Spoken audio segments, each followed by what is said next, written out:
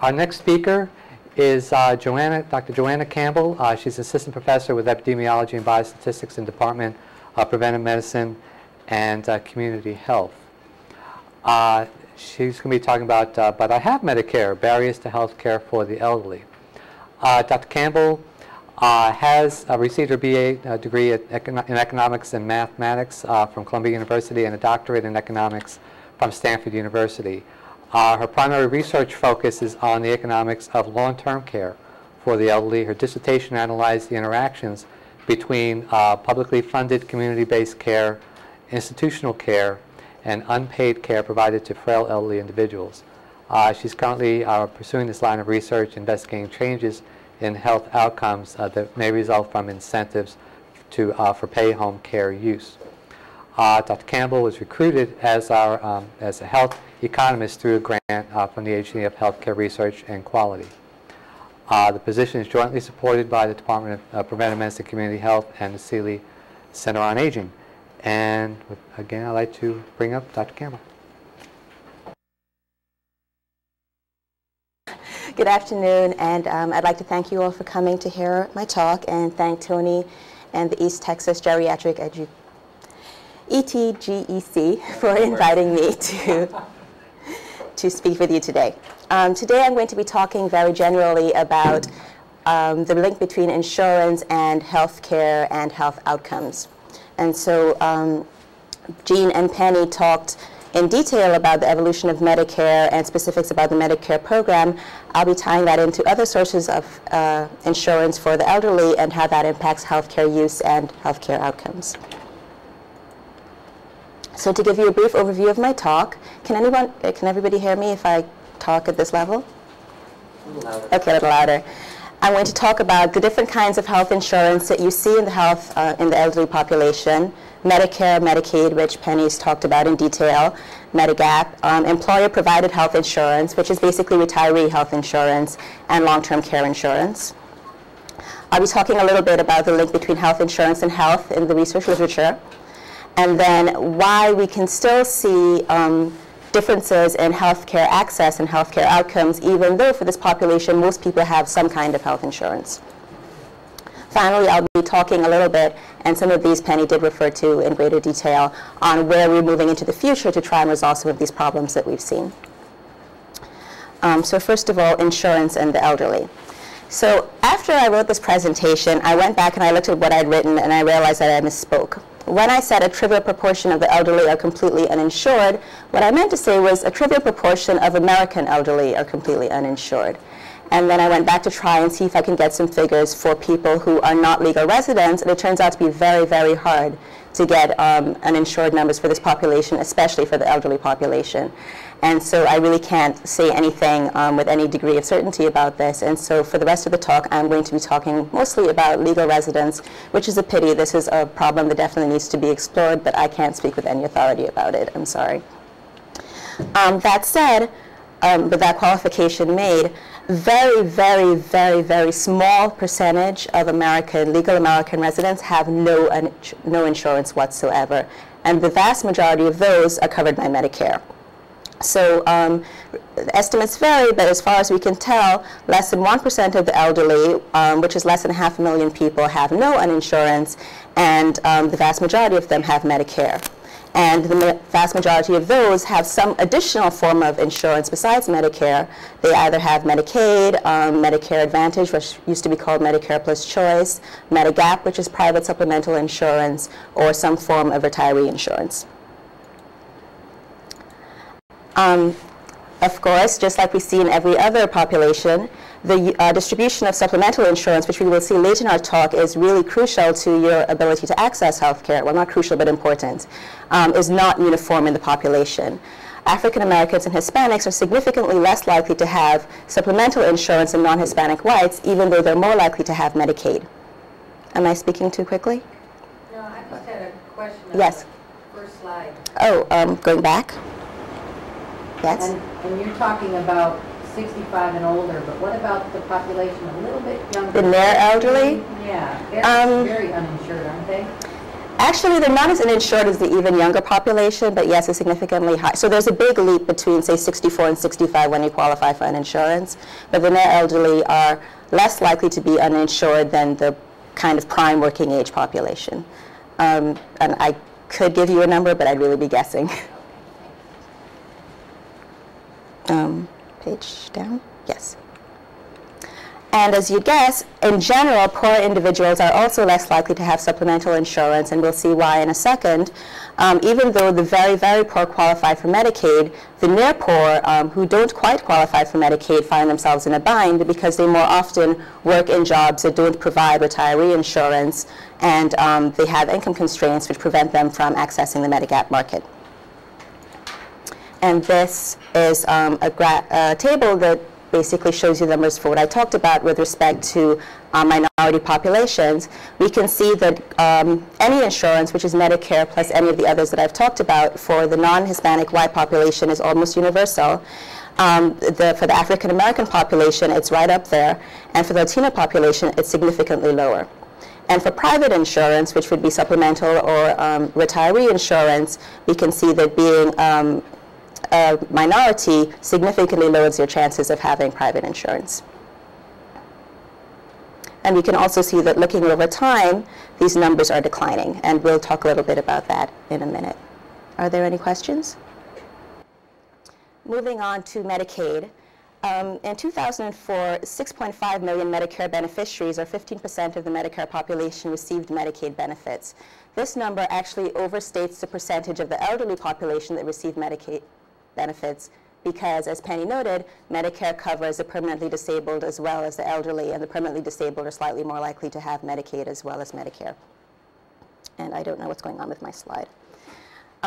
So for these people, the majority receive full Medicaid benefits, so they have coverage for long-term care, outpatient prescription drugs, home health care, and the remainder receive assistance with Medicare premiums, and these would be the qualified Medicare beneficiaries and the special low-income Medicare beneficiaries that Penny talked about earlier.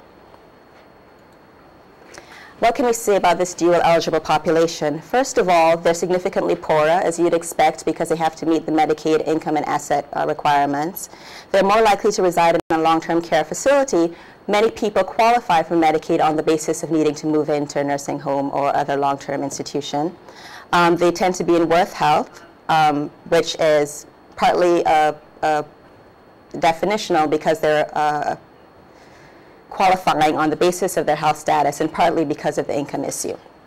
And so we see that 52% of dual eligibles are in fair to poor health versus 24% of the general Medicare population, and the vast majority have extremely low incomes. I don't know if you can see the slide properly, but below $10,000 annual income.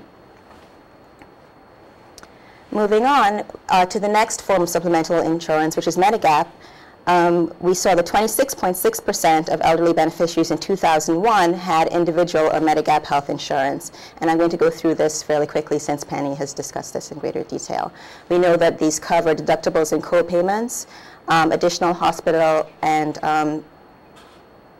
skilled nursing facility days, and outpatient prescription drugs in some cases. The most prevalent Medigap plans, which are plans C and F, which Penny talked about, do not in fact cover prescription drugs. And we see that only 7% of Medigap policyholders do in fact have prescription drug coverage. And as we'll talk later, only 30% of Medicare plus Choice enrollees have prescription drug coverage. And so drug coverage in the general population is really not great. Am I going too quickly? No? Okay. Employer-provided insurance or retiree insurance. In 2002, and I'm completely skipping my notes. I always do this. Okay. In 2002, 25.5% of Medicare-eligible retirees had employer-provided supplemental health insurance. And retiree insurance packages were more prevalent or were more likely to be offered in larger firms, in large public employers, so state governments, large local governments, by unionized firms. And in terms of the individuals who have these packages, you're more likely to see them in more educated employees and non-Hispanic white employees, and less likely to see them in the less educated and minorities, in females, because of the kinds of jobs that they've held, and in people who choose to retire early. And in fact, if we look at the pattern of firms that are offering these and who they're offering it to, we'll see that health benefits are falling fastest for these last group of people. And so this graph shows the decline in the percentage of private sector establishments that offered health insurance to their retirees. There's a little uptick between 2001 and 2002. That's just a blip in the data, and it's still falling steadily. We see that coverage is declining over time, both in the kinds of employers that are participating and in terms of the people that are being offered it. So there are tighter eligibility requirements. There are now requirements on how long you have had to work for the firm. They might discriminate between long-term employees and new employees. They discriminate between people who want to retire early, between the ages of 62 and 65, or even above 55. There are rising premiums and rising co-payments, and so they're putting more of the burden on the employee. So we see that basically on all margins, in terms of your access to these policies and the value of the policies to these employees, the value of these packages are decreasing over time. Why is this? Well, the number one reason is really rising health costs. But a big factor is a change in the accounting rules that occurred in the early 90s, where firms were now forced to include the balance of unfunded health insurance liabilities on their balance sheets, which really kind of brought home exactly how much money they would owe these employees, both to the firm and to their stockholders. And so the firms did what they do in any other similar situation. They started to try and reduce the size of these liabilities as fast as they possibly could. Actually, I went through that a little bit quickly. Are there any questions? Last, I want to talk a little bit about long-term care insurance, because as we know, Medicare does not cover expenditures for long-term care that are not related to a post-acute episode or rehabilitation episode. And what a lot of people find is that they have to spend now to Medicaid or find some other way of making, at least on paper, the grade in order to get these expenditures funded, and they can be sizable.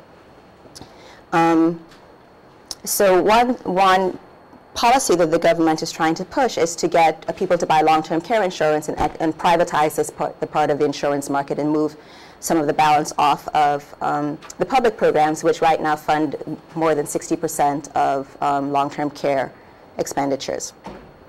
The long-term care insurance market is very small. Less than 10% of the elderly had some kind of policy in 2000, and there's a very high lapse rate. So people who buy a policy don't necessarily keep it up. And there are a lot of reasons for this. One is when they've done surveys, they found out that most people don't have a good understanding of what Medicare and Medicaid will do for them when they get to that stage. And so they expect these programs to be more generous in funding their long-term care needs, and that's not in fact true. Secondly, the packages, especially if you wait till late in life to purchase them, tend to be relatively expensive. And lastly, there's a lot of uncertainty about policy reliability. So for a long time, for example, firms would change the terms of the policy on people midstream without warning, usually in a negative direction, or the inflation targets that were built in weren't sufficiently generous. And so the policies were really a bad deal fiscally.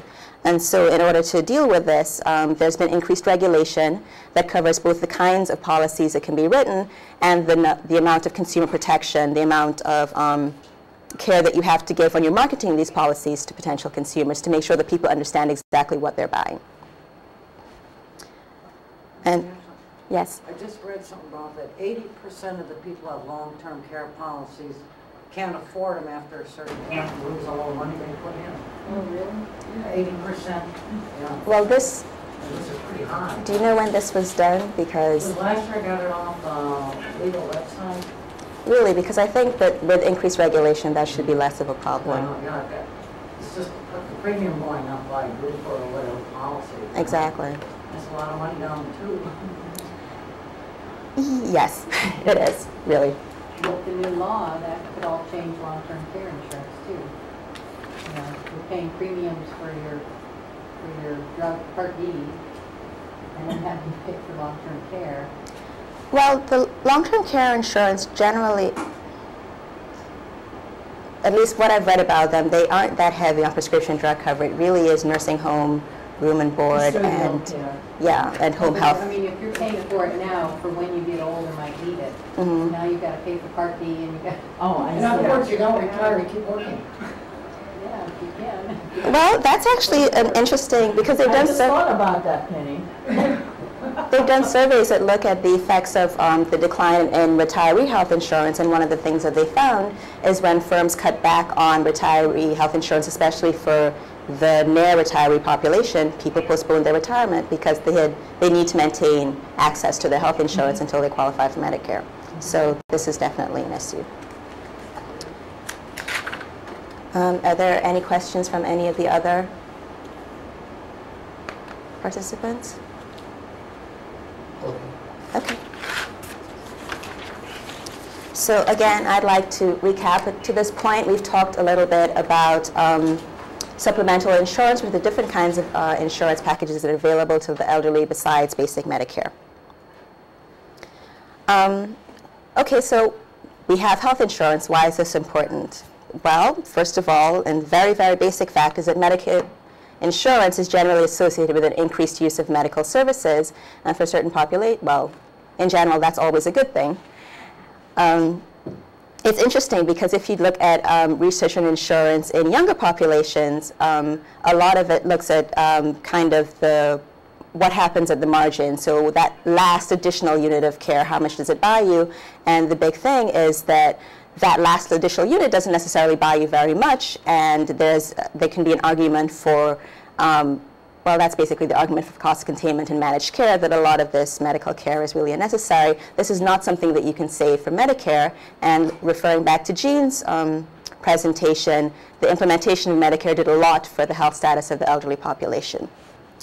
And in fact, if you look at the near elderly population, which you had referred to, you can see that Medicare coverage also gives you big bang for the buck in the sense that you get a significant decrease when compared with the uninsured population of unmet medical needs, a lack of confidence in the ability to access care, and a lack of satisfaction with the quality of care. And so Medicare in general does a great deal for this population.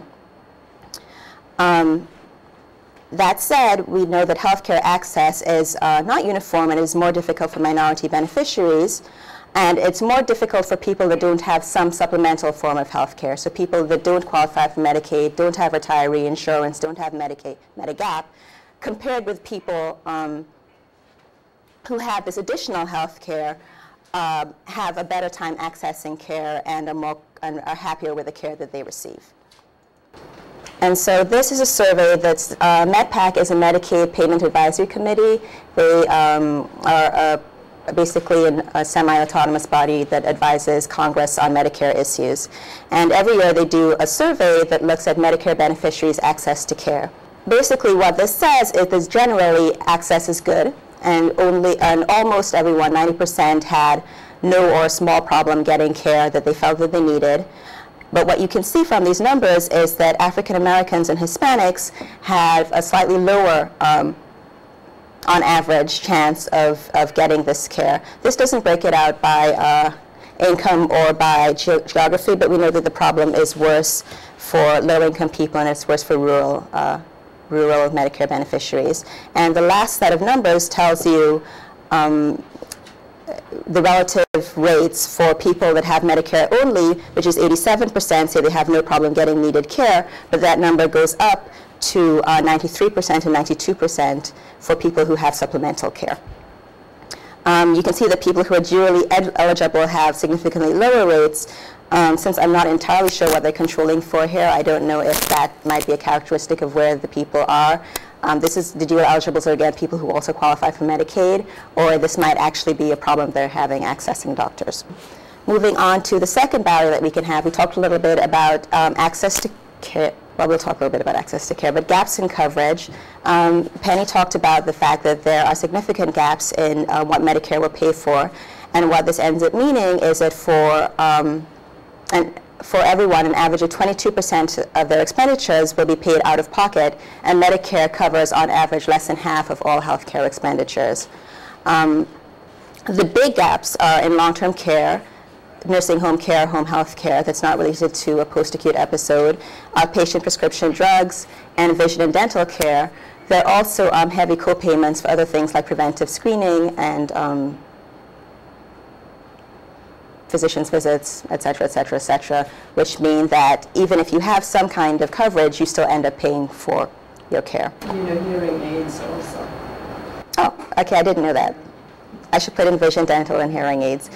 It's interesting because I had a conversation with someone that told me that there was a big problem with durable medical devices and finding and getting Medicare to pay for wheelchairs and replacing them on a regular basis. And I could find nothing in the literature that supported this, so I ended up taking it out of my presentation. But it's one of those things where there seems to be a well-known fact that you cannot do this, but nobody will admit it or has measured this. So if anyone's looking for, a good research topic, that might be one. Another barrier to healthcare, even in the presence of Medicare insurance, is finding a provider. And when I first started looking at this, a lot of the coverage in the popular press centered on around 2003, when there was that big drop in Medicare reimbursements for physicians. I think it was about 5%. And there was this massive outcry. And they did this survey that said that 25% of doctors would not be accepting new Medicare patients, and that this was a terrible thing. It turns out that it's a little bit overblown. In 2004, 88% of beneficiaries who needed care had no or small problem getting care from a primary care physician. The key there, of course, is small problem. Your idea of a small problem and my idea of a small problem might not be necessarily the same thing. That said, there are worrying signs moving forward. And so again, MedPAC, who I talked about, that do that beneficiary satisfaction survey. When you look at, they actually in the congressional testimony said, oh, there's no problem, everybody's very satisfied. But when you look at the actual numbers that they release, you'll see that we do have a problem in that the number of doctors who will accept all new Medicare patients is declining over time and has been steadily, and it's now down to 70%. And the number of doctors who will only accept some new Medicare patients is rising. In 1999, it was 20%, and now it's 26%. And the numbers have continued to move in that direction. And so there is some evidence that we should be worrying about access for Medicare patients to a doctor easily. Again, yes? I'm sorry. Is that specialist? No, these are... Or what did you find? The first number is primary care. The second one, they didn't break it out by primary care or specialist. But I don't know why the trend would be any different. I'm guessing the trend is the same. So this is interesting because in the MMA, they made these changes to try and boost physician reimbursement exactly because of this problem. And it turns out with the new formula, they're ending up with a decrease again that's going to move on into the near future. And again, we're back to doctors saying, well, if this is what's going to go on, then I won't have a choice but to cut my Medicare patient caseload because it doesn't make economic sense for me to have this kind of fiscal exposure. Are there any questions? Well, what about quality of care? Well, generally, Medicare improves access to care for all beneficiaries and minority beneficiaries in particular. They've done studies that look at the care of the health status of the near elderly and the elderly. So in the intervening time, they qualify for Medicare, and they find there's a significant and quantifiable change in their health status. Even so, there's still evidence of disparities in care for ethnic minorities even after you control for socioeconomic circumstances and health care access. And there was this famous Institute of Medicine study which basically looked controlling for all of the things that people would think would matter, so access to physicians, rural versus urban, socioeconomic status, education, all of these things. There still were these significant differences in the kinds of care that people received and the types of procedures that they received, both positive and negative. So African Americans, and to a slightly lesser extent Hispanics, were less likely to receive cutting-edge care and more likely to receive things that we think of as negative, like amputations and things like that. And they were a little bit cagey about what they attributed this to, and they kind of came out with something along the lines of fast treatment in uncertain case, what was it? Basically a high-pressure environment where there was some level of uncertainty, unconscious bias on the side of the provider, complex interactions between the patient and the provider where there were kind of subconscious cues being given and received. But essentially we do have this gap that they're trying now to introduce patterns of practice that will improve these outcomes. Are there any questions?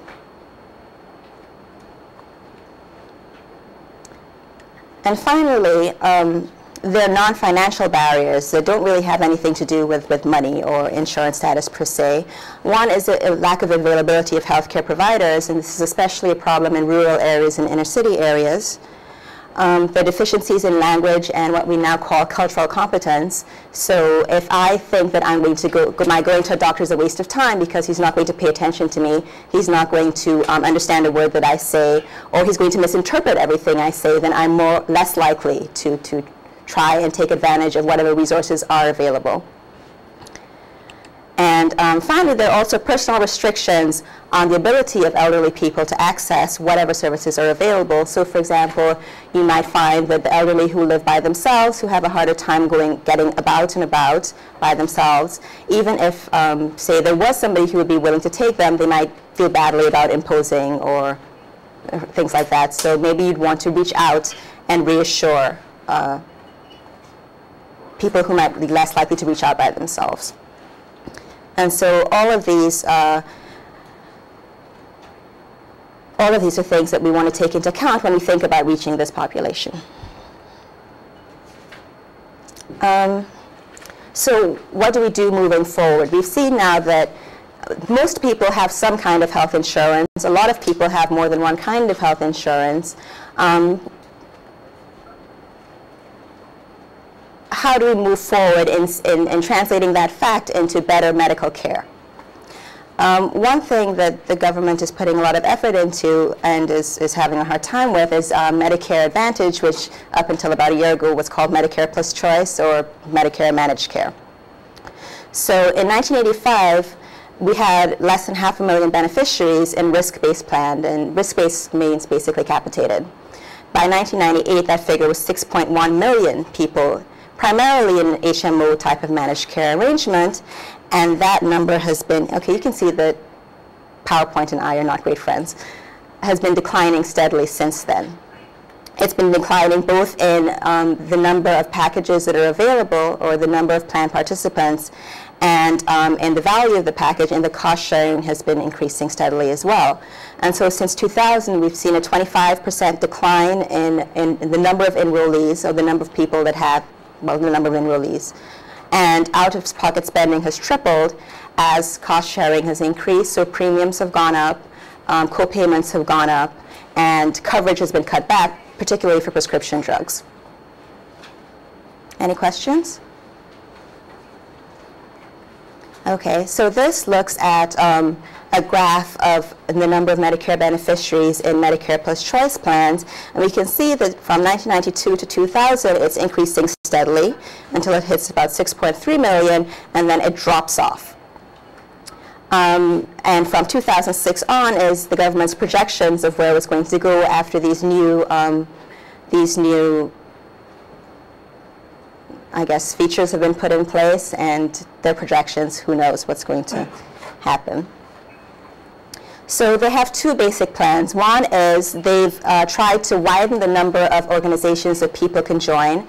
So previously, Medicare+Choice plans were very heavy on an HMO type of arrangement. Now they're trying to promote more flexible arrangements like PPOs, PSOs. Does everybody know what a PPO and a PSO is? Okay.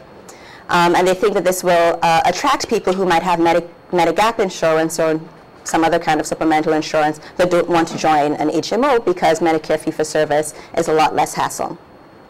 They've also increased the reimbursement rates to the plan offering. So when these plans first started, reimbursement was capped at 95% of the average fee-for-service, and it varied geographically and things like that. And what the plans said was, we can't make money on this, and they started pulling out. And so they've increased the plans where they're now guaranteed 102% of the average fee-for-service rate, and the growth rates are no longer capped at 2%. And what this has done is that areas that had problems retaining programs, especially smaller markets and rural markets, got a big bump up in the reimbursement rate, and they're hoping that this will attract plans and keep them from cutting back on benefits.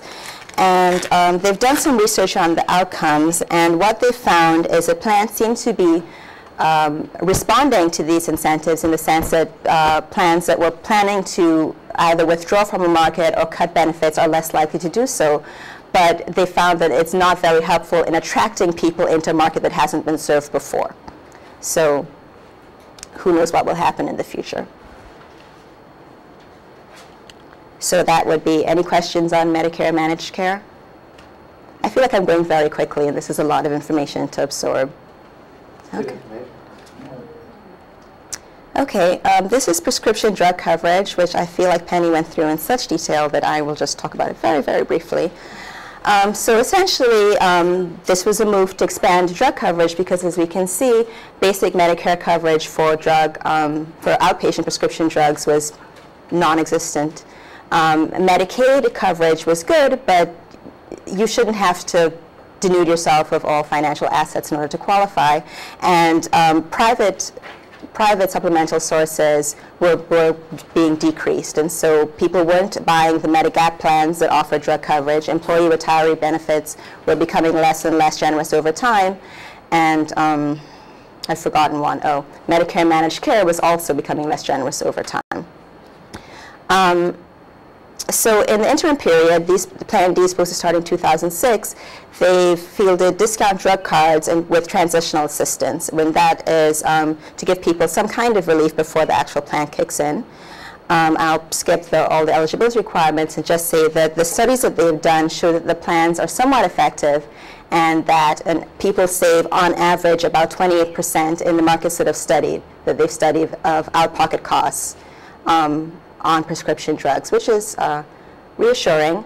There's a vast variation in your potential savings depending on what kind of market you're in and what kind of card you buy. So even in the same market, depending on what kind of card you purchase, you might see significantly higher or significantly lower savings. And for this study, the benchmark was drugstore.com, which is a bulk buyer and so has some kind of purchasing power to offer fairly low prices.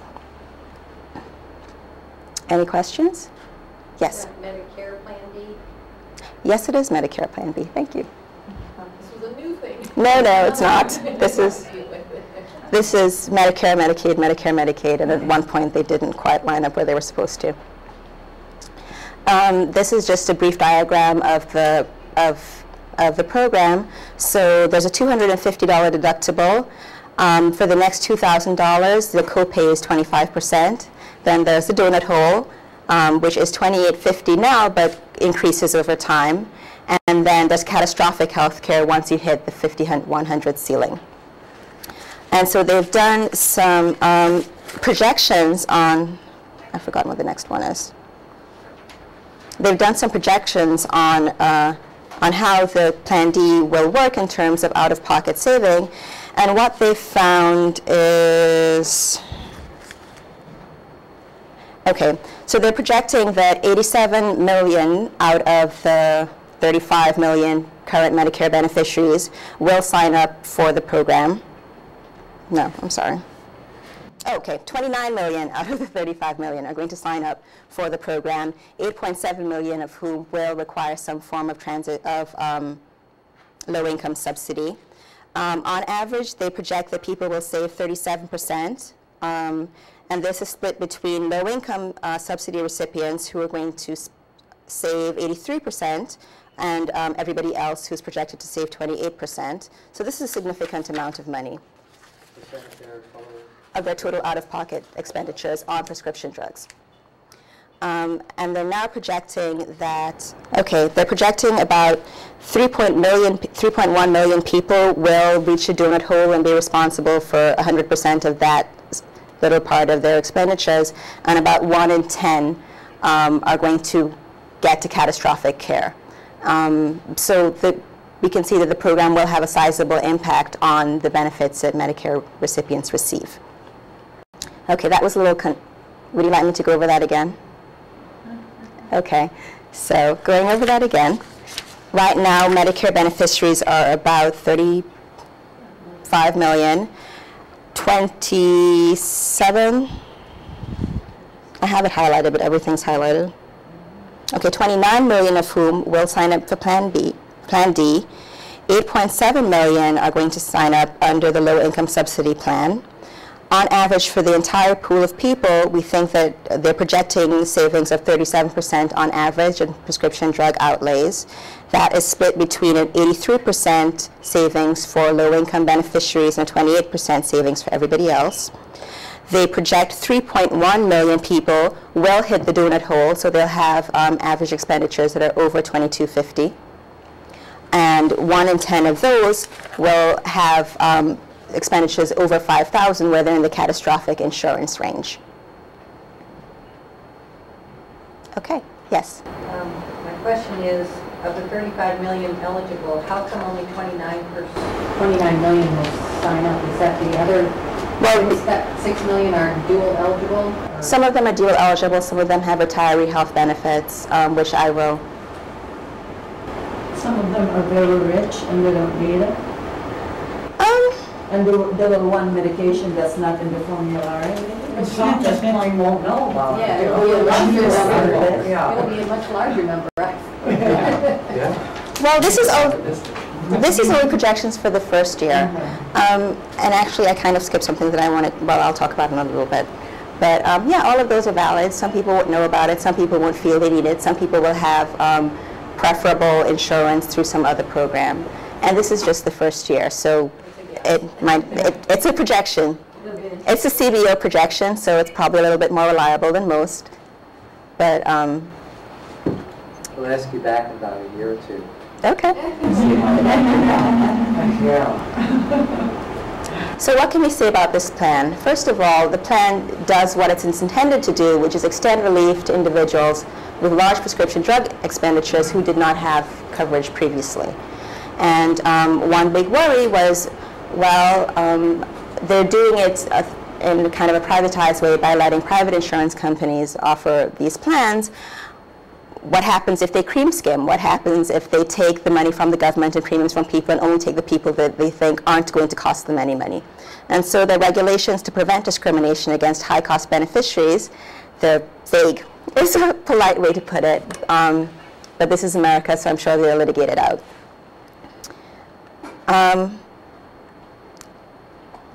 Okay, I don't know what's going on there. The problem is that this is a very blunt tool. Really, what you want to do is cover people who can't get insurance elsewhere for a reasonable amount of money. What this does is gives everybody insurance, and Medicare is broke as we speak. This is not going to help matters.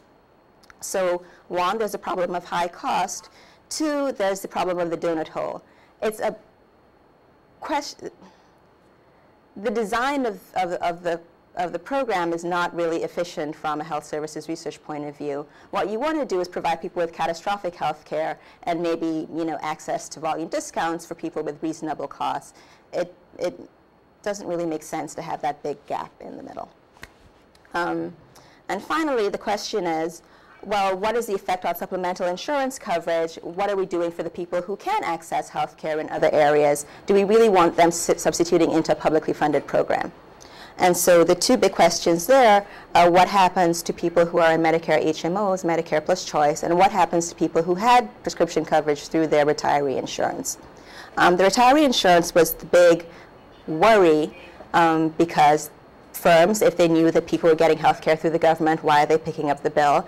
And even though the government was providing a hefty subsidy to these firms to keep providing what they call an actuarially equivalent policy, no one was really sure what was going to go on. And still no one is sure, but in surveys they've done of large companies and their health departments and what they plan to be doing, it seems like the panic was, at least in terms of what people are admitting to planning to do, a little overblown, and few companies are planning to cut back on their coverage.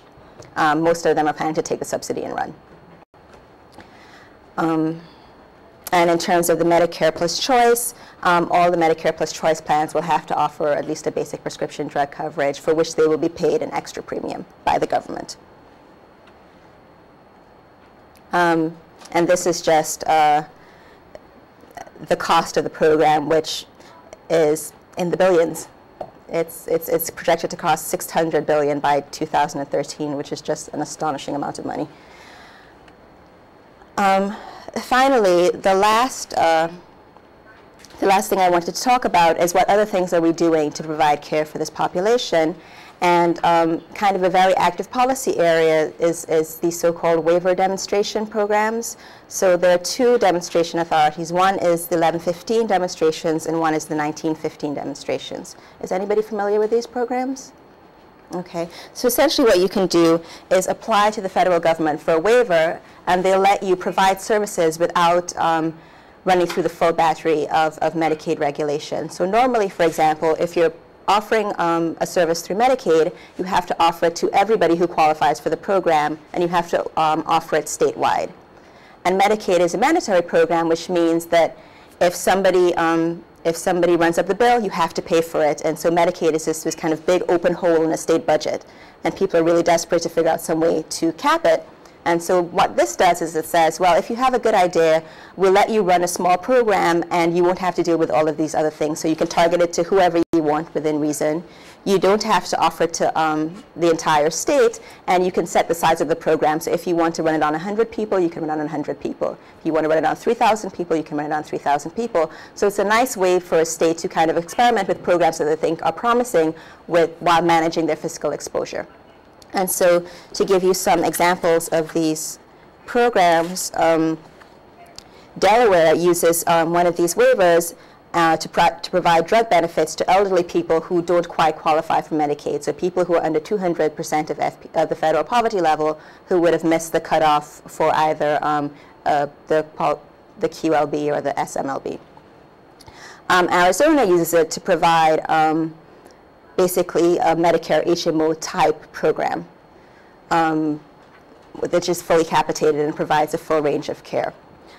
So there are not a lot of restrictions on the type of program that you can use, as long as it's revenue neutral, in the sense that it doesn't end up costing Medicaid more money than treating these people in a traditional fee-for-service environment would be expected to cost. Does that make sense?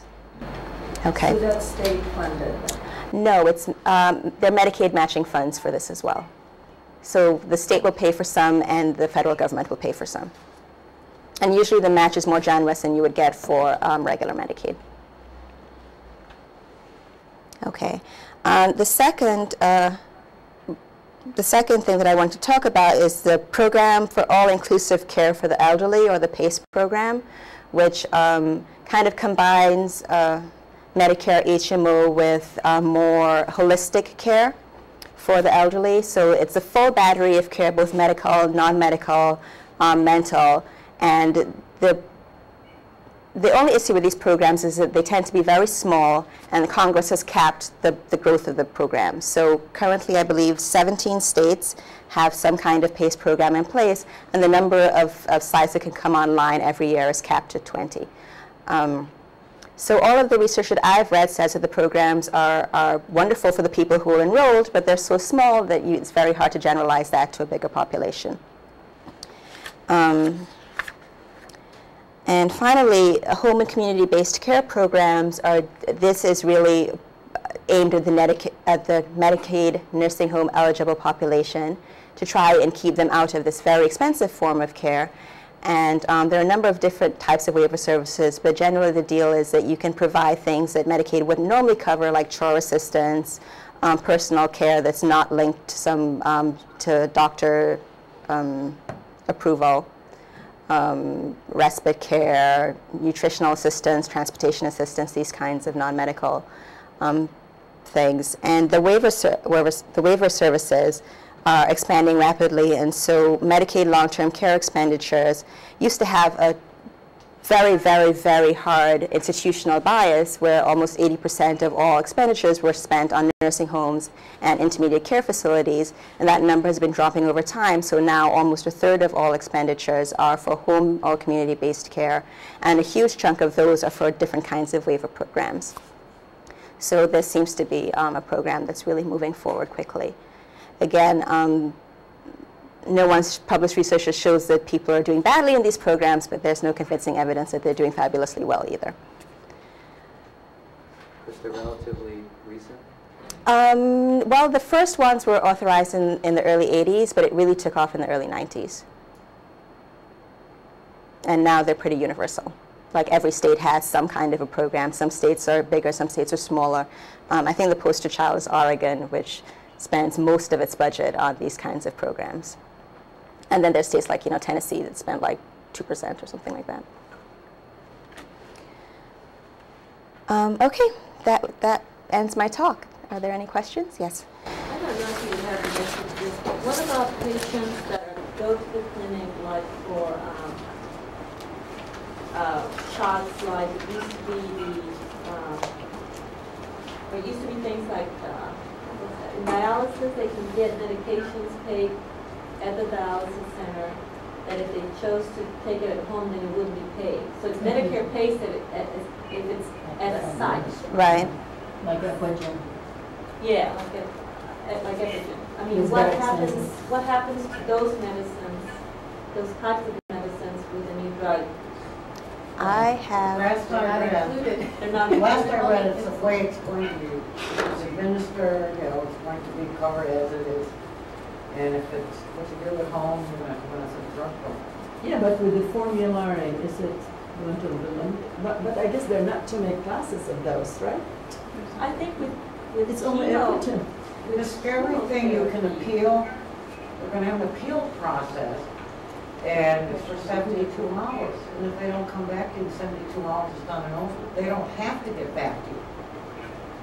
And the physicians are going to have to that I do the didn't know. That's appeal. right, that's right. It was such a short Yeah. 72 hours. No, we just let it sit there. Yeah, It let just it sit there. disappeared. Oh, it's done. Tricky government.